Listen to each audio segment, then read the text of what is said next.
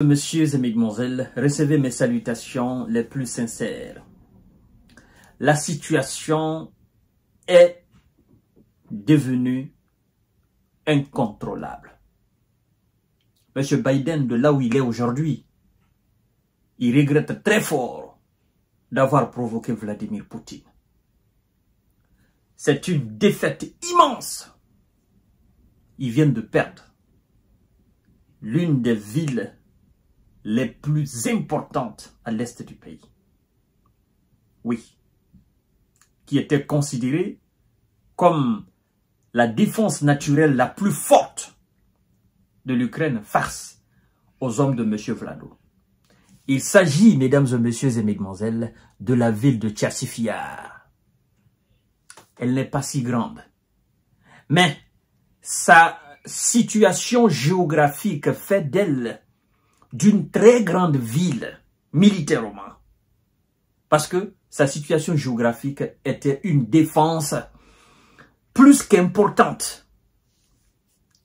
Et donc, ça laisse le boulevard aux soldats de M. Vlado de conquérir définitivement le Grand Donbass. Les sources militaires, sources européennes, sont aujourd'hui toutes concordantes pour dire que la ville de Chasiv Yar, elle est tombée, c'est cuit, c'est terminé.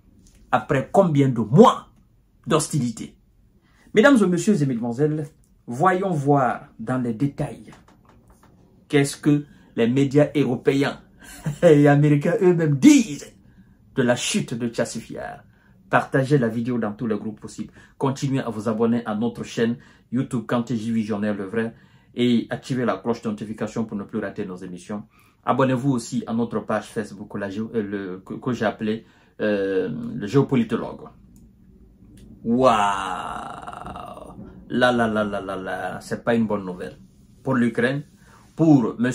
Biden, même s'il n'est plus à la tête des États-Unis. Mais là, de là où il est aujourd'hui, le vieux, il a honte. C'est une humiliation, gifle pour les Européens. La ville de Chasiv Yar est tombée. Et ça pourrait marquer un tournant majeur dans la bataille du Donbass. Bon sang de Dieu. La bataille de Chasiv Yar, place forte convoitée par Moscou, s'est achevée après 9 mois par l'occupation de la ville par les forces russes. Les dernières lignes de défense de la région de Donetsk sont désormais dans le viseur du Kremlin. Terminé.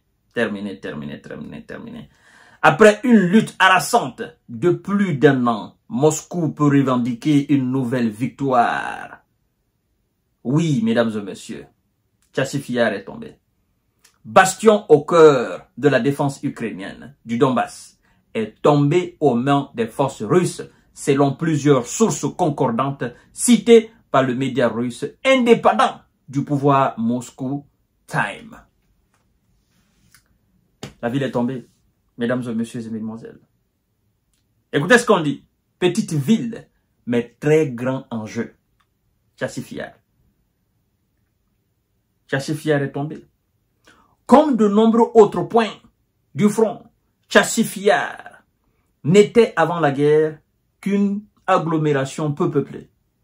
Est à la démographie en berne, comptant environ 12 000 habitants. Mais depuis la chute de Bakhmout, théâtre d'une importante bataille d'attrition entre mai 2022 et 2023, la ville de Chasiv Yar occupe une place hautement stratégique dans les plans russes et occidentaux. Parce que cette ville a une importance plus que capitale. La ville est située en fait sur une colline. Et ça permet de voir à des kilomètres la ronde. Et, mesdames et messieurs, elle est tombée. Ah, je ne sais pas ce que LCI va dire encore. Ou BFM TV, je ne sais pas qu'est-ce qu'ils vont dire. Ça me fait mal, sincèrement. Située sur une colline, servant de point de plus élevé dans toute la zone du front, la ville bénéficie en effet d'une position géographique facilement défendable alors que son occupant peut viser les routes de logistique et ravitaillement qui alimentent les positions ukrainiennes. Vous voyez? La ville est sur une colline. C'est lui qui occupe la ville. Peut viser des kilomètres à la ronde toutes les routes importantes. La logistique même servant à ravitailler les troupes, que ce soit russes ou ukrainiennes. Si la ville est sous contrôle russe, ben, c'est un point énormissime. C'est un avantage pour l'armée russe. Si la ville est sous contrôle ukrainien, c'est un avantage encore, mais elle est dorénavant sous contrôle russe. C'est ce qu'on explique là. Position géographique facilement défendable.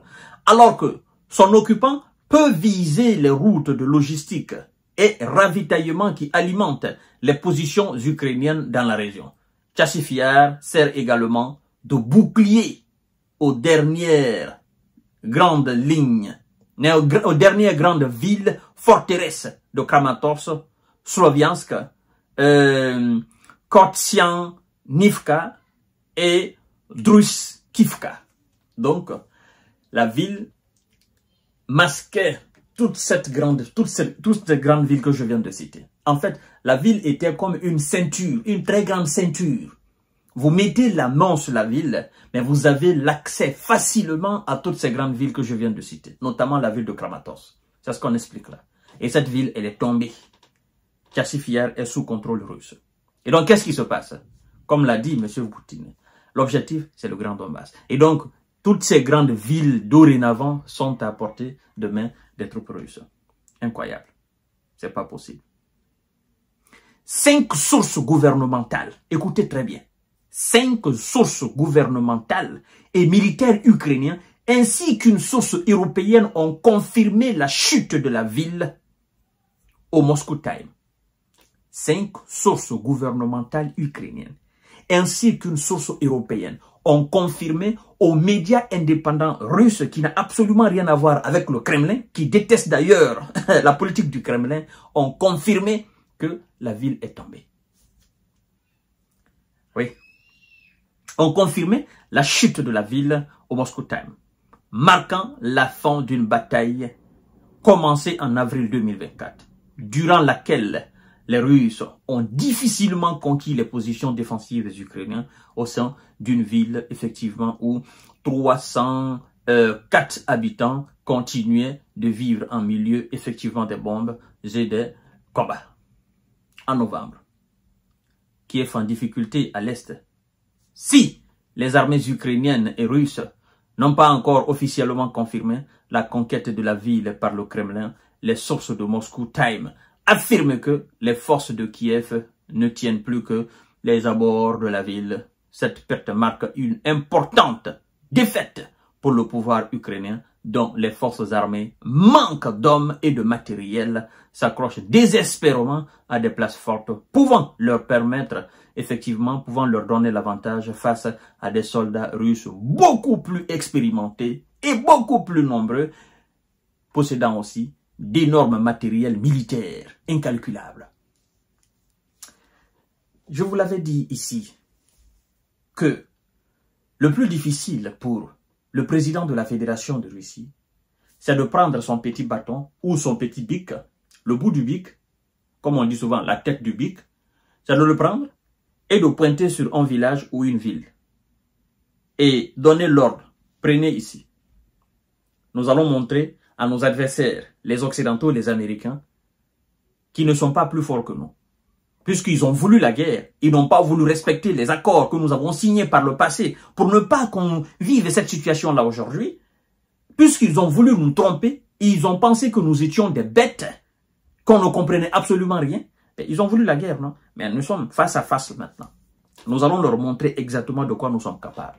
On les a déjà montrés par le passé, mais certainement ils ont oublié. Les Européens, eux, déjà, ils nous connaissent, ils savent de quoi nous sommes capables. Mais puisque eux sont devenus des vassaux, ils obéissent aux injonctions n'importe comment des États-Unis, nous allons montrer aux Américains qui nous sommes, les Russes. Chassif Yar, c'est tombé. Je vous ai dit, mesdames et messieurs. Et on annonce d'ailleurs même la chute de Toretsk. Nous allons faire une émission spécialement sur ça. L'heure est grave. Zelensky aujourd'hui, il a la tête complètement entre ses jambes. Ah, monsieur vieux Biden, là où il est aujourd'hui, il regarde la télé, les informations, on le donne, on lui dit, bon, écoutez, ici, c'est tombé. Elle lui comprend rien, il est fini, il est foutu. C'est terminé, mesdames et messieurs. Monsieur Donald Trump, je ne sais pas, il joue à quoi. Sinon, il aurait dû quand même engager les pourparlers rapidement pour éviter la chute de toutes ces grandes villes-là. Mais je crois que lui aussi joue à son petit malin. Nous allons voir la chute des événements. L'heure est très, très grave. La situation sur le terrain, c'est indescriptible pour les Occidentaux. Pour les Otaniens. Moi, je ne dis même pas les Ukrainiens, je dis les Otaniens. C'est ça la réalité. Je vous reviens tout à l'heure.